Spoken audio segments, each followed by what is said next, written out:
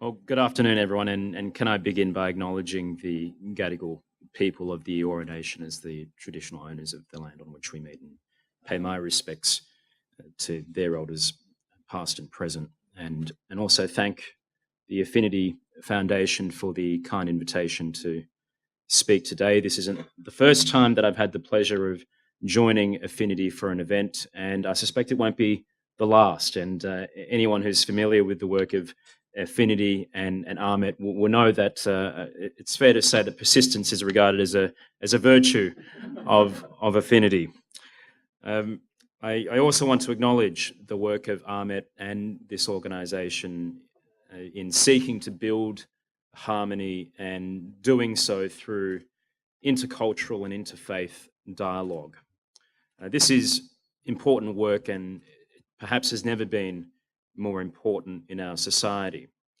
It is, of course, the mark of a flourishing liberal democracy that it can deal with difference and disagreement, not through violent means, but through peaceful ones, that it can have an exchange, a civil exchange of ideas based on fact and reason, and that its citizens can grow wise through deliberation. Yet we are seeing some profound challenges to our liberal democratic order today. Extreme forms of populist nationalism have re-emerged across Western liberal democracies. Many believe we are seeing a new epoch of post-truth politics. Anger appears to be the dominant political currency. Our marketplace of ideas now resides as much within the carnival of social media as it does within the journalism of traditional media. In short, the stability and success of pluralist societies are now coming under strain. How liberal democracies must deal with this is a fundamental question. But here within Australia, it is important that we retain a sense of proportion in our public conversation about multiculturalism, immigration, and race. While Australia isn't immune to international developments, its experience also has particular characteristics. We remain an exemplar of multicultural success. We can deal with threats to tolerance and harmony from a position of strength. This afternoon, I'd like to expand on this claim to strength and also reflect on some of the recent debates we have had concerning racial discrimination. There can be no doubt that we find ourselves in challenging times, but those of us who care deeply about racial tolerance and cultural harmony must have confidence that our society can rise to the challenge. Australia's multiculturalism is the subject of perennial debate and discussion. On the one hand, official statements about Australian national identity invariably mention that we are a multicultural society, even that we are the most successful multicultural society in the world. On the other hand, political and social commentators frequently question multiculturalism and its success. Some say that multiculturalism does more to divide than to unite Australians. Some say that it encourages a form of political correctness that stifles robust discussion of cultural issues. These critical sentiments are often strongly expressed, but they are detached from Australian society's views on the matter. For there is strong and emphatic support in the Australian community for multiculturalism, cultural diversity, and immigration. The evidence on this is unequivocal. Many of you will know about the Scanlon Foundation's annual study of attitudes about social cohesion. The study surveys a nationally representative sample of people each year. Last year, the Scanlon Foundation found that 83% of its respondents agreed that multiculturalism is good for the country. The figure was 86% in 2015. It was 85% in 2014. In short, we're talking about a very stable set of numbers, and I struggle to think of many questions concerning society which would garner a response in the magnitude of around 85%. In addition, about 2/3 of the Australian population believe that the number of migrants we take in is currently about right or is in fact too little. If you compare this public sentiment with what exists in other liberal democracies, say in Europe or in the United States, you will find that the reverse would hold. In most other Western liberal democracies, you're likely to find that 2/3 of people believe migration should be cut or is too high. All this shouldn't for a moment mean or be taken to mean that questions about multiculturalism and immigration are beyond debate or scrutiny. In a liberal democracy, no question is ever off limits from debate or scrutiny. The facts would seem to indicate, however, that a clear majority of Australian society is relaxed and comfortable with our cultural status quo. Now, some of you might be surprised. It mightn't accord with the picture we get painted through public commentary. Professor Andrew Marcus, a social scientist at Monash University, who is the author of the Scanlon Foundation's Social Cohesion Reports, has recently observed that minority anti-immigration and anti-multiculturalism voices are undoubtedly louder and better represented within our media and public debates. To date, however, such presence hasn't translated into wider public hostility to immigration and multiculturalism. This doesn't give us cause, though, to be complacent. Whereas a strong economy can sustain higher levels of immigration and diversity without a public backlash, a weaker one may not. It is obvious that fears about terrorism and national security have the potential to affect our social cohesion. It is open as well to ask whether public concerns about the affordability of housing could also have some bearing on perceptions about immigration, whether now or in the future. For those of us who are friends of cultural diversity, it is incumbent that we consider how we express our commitment to multiculturalism. Too often we can take for granted that we have a shared understanding of what multiculturalism involves. In the first place, we must speak in favour of a muscular form of Australian multiculturalism. By this, I mean that Australian multiculturalism has been an expression of liberal citizenship and has been an exercise in nation building. Cultural diversity goes together with individual liberty. Everyone should have a right to express their cultural heritage and identity. The central proposition here is that we can leave room for multiple expressions of Australianness. There is no one authoritative way for you to express being Australian. There are, however, limits we must place on cultural expression. Our multiculturalism hasn't involved a form of cultural relativism. It doesn't sanction members of our society to justify certain things because their culture permits them to do so. We have granted all members of our society a right to express their cultural heritage and identity, but that has always been accompanied by civic responsibilities, namely to adhere to the rule of law, to commit to parliamentary democracy, to accept equality of the sexes, to accept freedom of speech, to name but a few. This need for common ground has been a constant in official Australian multiculturalism since its inception.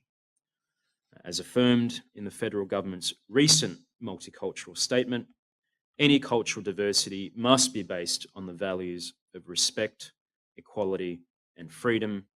Ours is a society founded on a liberal democratic tradition in which the fundamental rights of every individual are inviolable. Multiculturalism, in other words, doesn't exist as a rejection of Australian society, it exists as an affirmation of Australian society. In this respect, our version of multiculturalism has had a distinctive quality. It can be set apart from the multiculturalism that has been adopted in name in other liberal democracies, for instance, some of those in Europe. Far from being about a mere assertion of minority identities, Australian multiculturalism has been about integration and an expression, as I've said, of liberal democratic citizenship.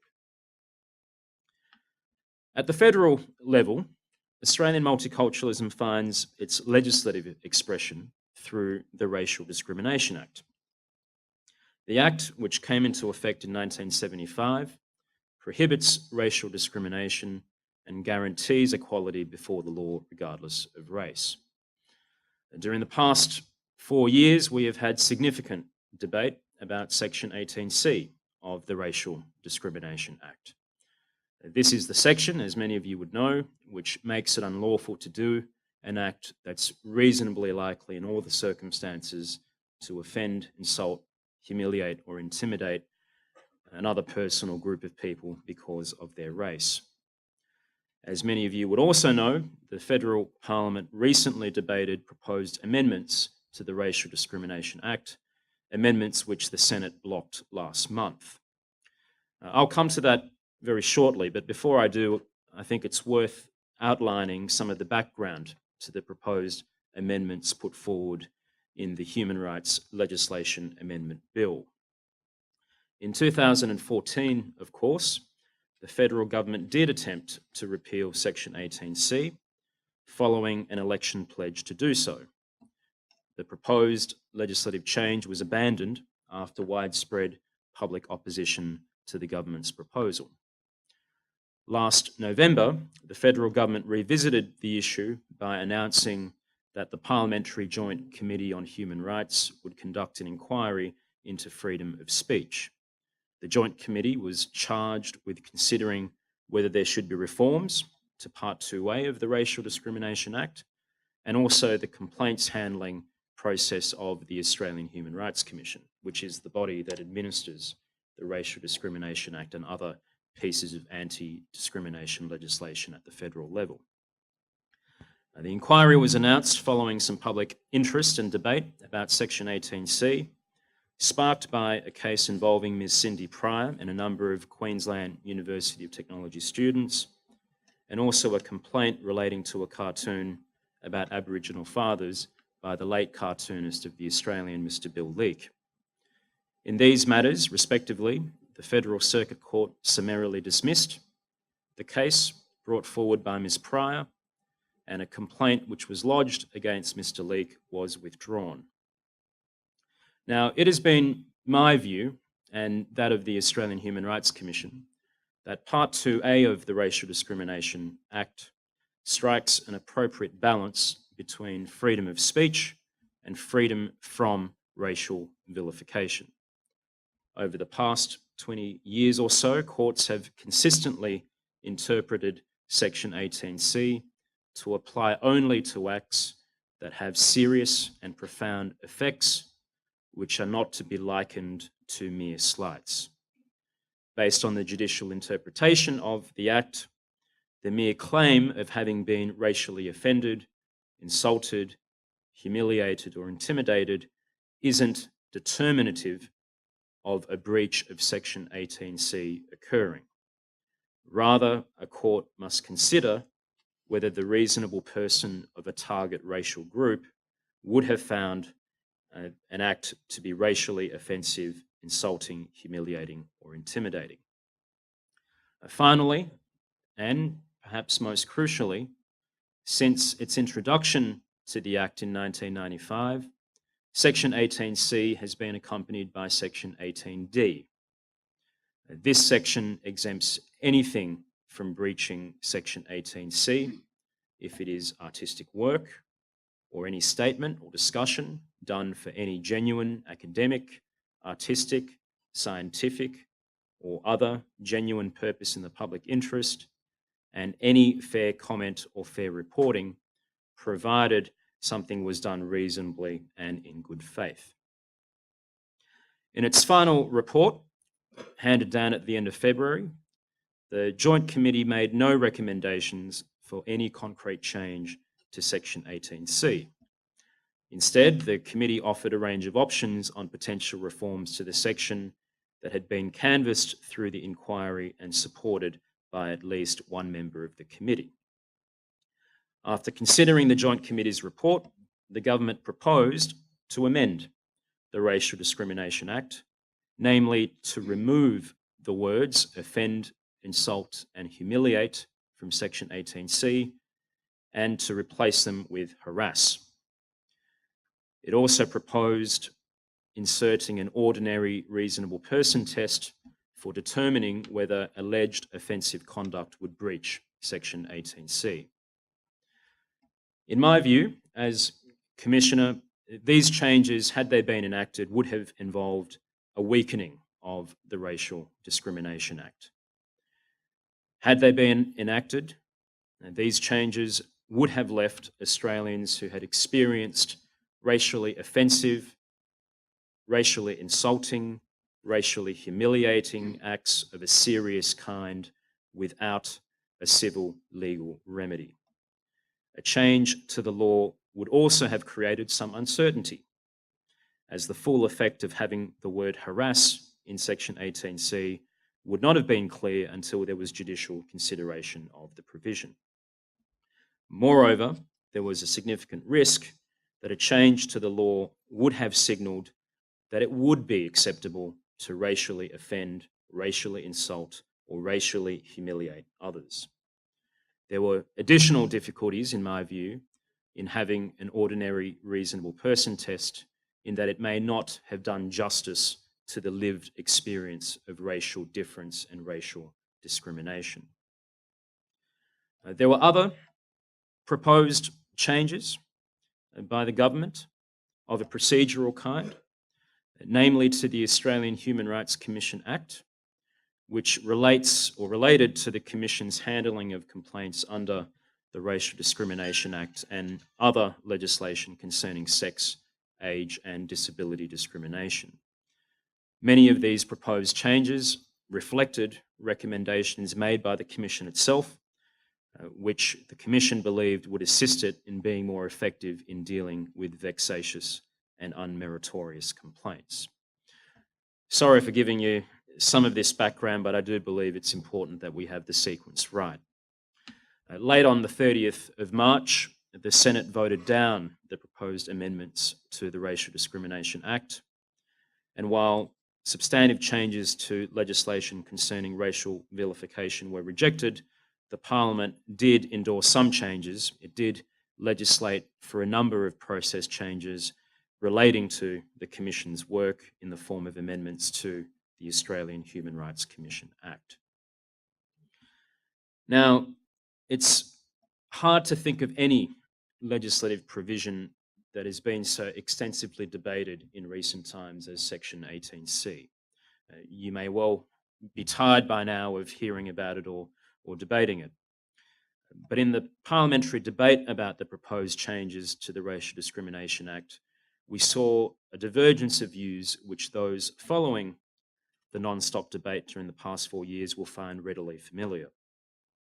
According to those supporting legislative change, the current form of Section 18C imposes an unreasonable restriction on freedom of speech.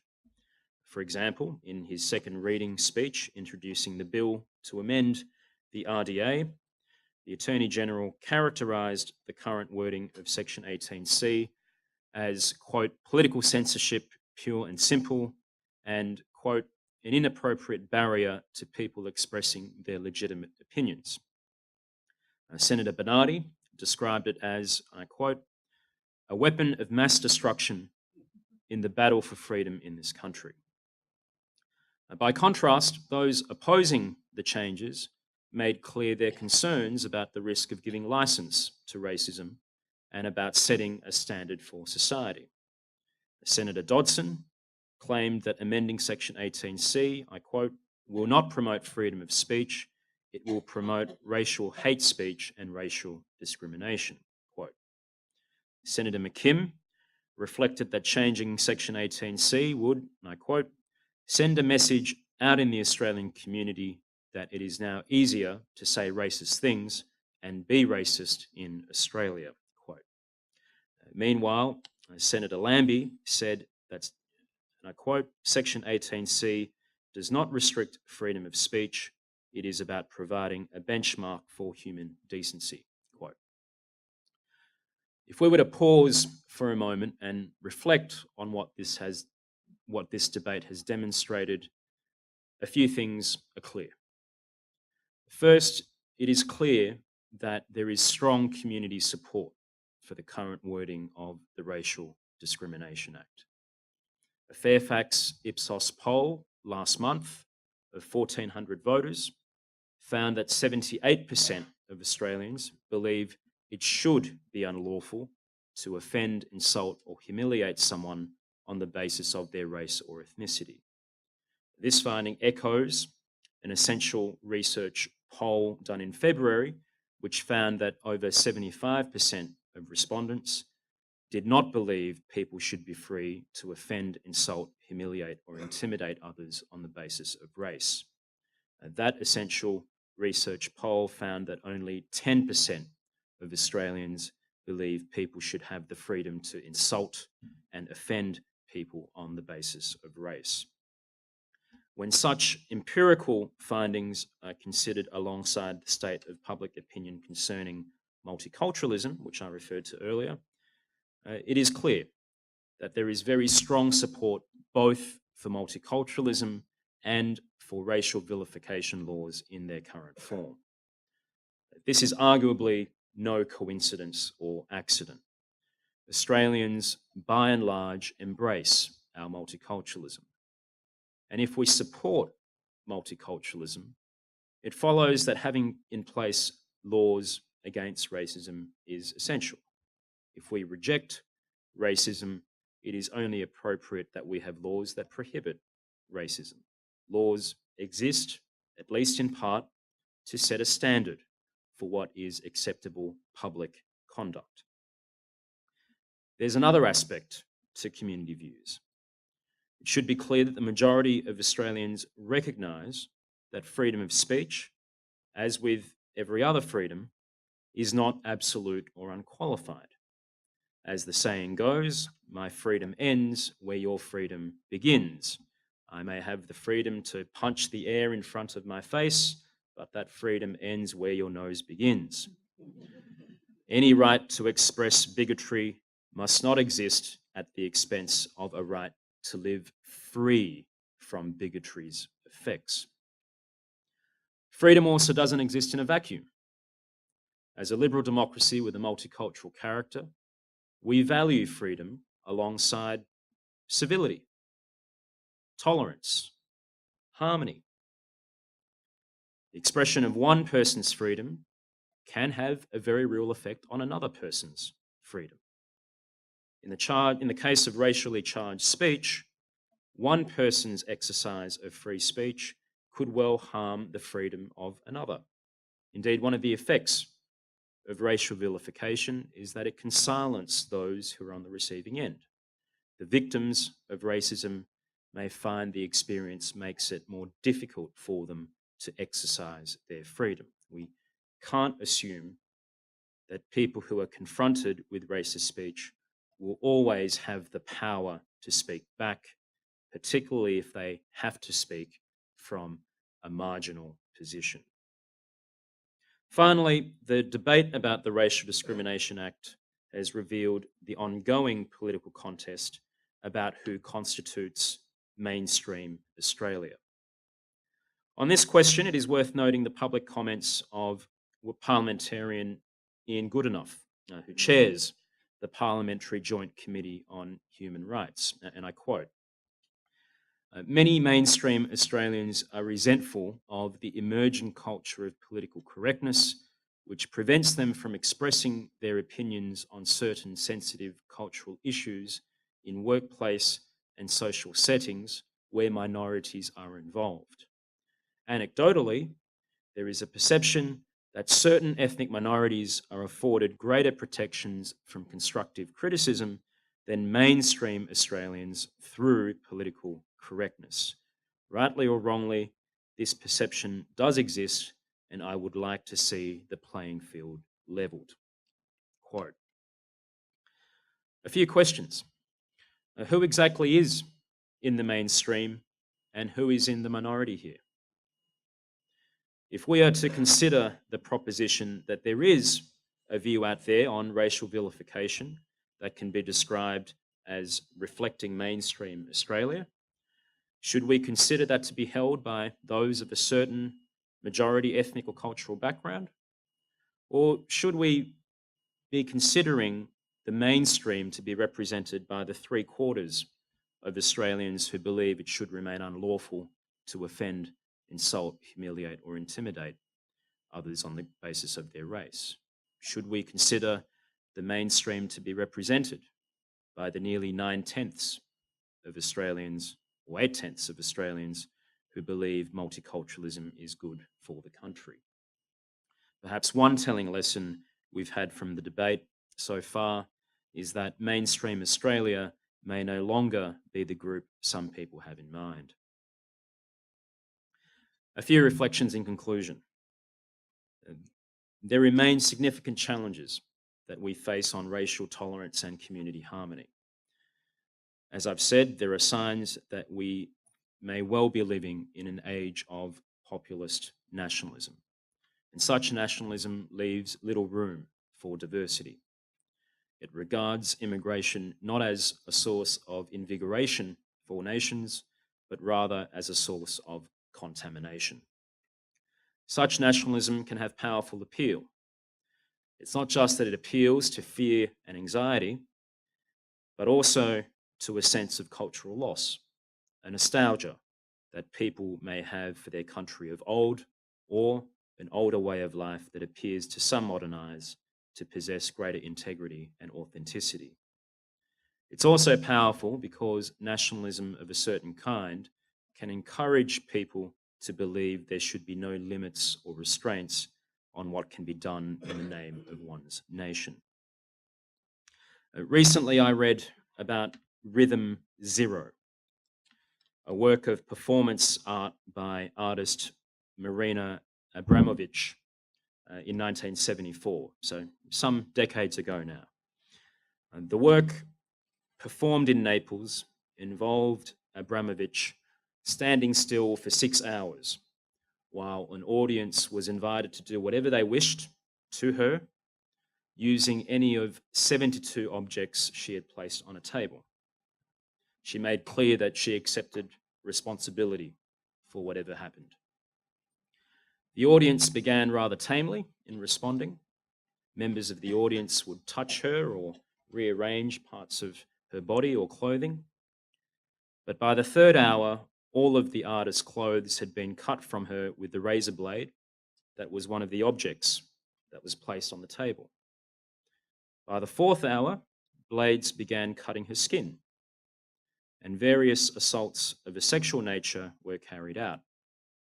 At one stage, a loaded gun, which was also an object placed on the table, was thrust to Abramovich's head, and her own finger was being worked around the trigger of the gun, which prompted a fight to break out between factions in the audience. It's a remarkable story, and also clearly an extreme example. Nonetheless, it illustrates how, when given the license to do as they please, some people can quickly choose to humiliate, dehumanize, and even assault others. Returning now to racial tolerance, as I've said, the evidence shows that the vast majority of Australians endorse our multiculturalism and repudiate racism. The state of our multiculturalism remains strong.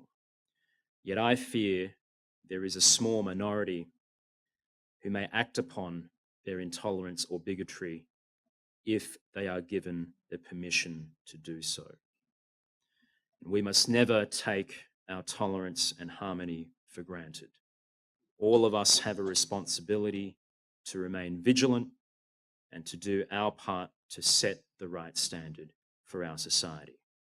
This is naturally a task for our political leaders, but other leaders in our community, within government, business, education, or civil society, also have an important part to play.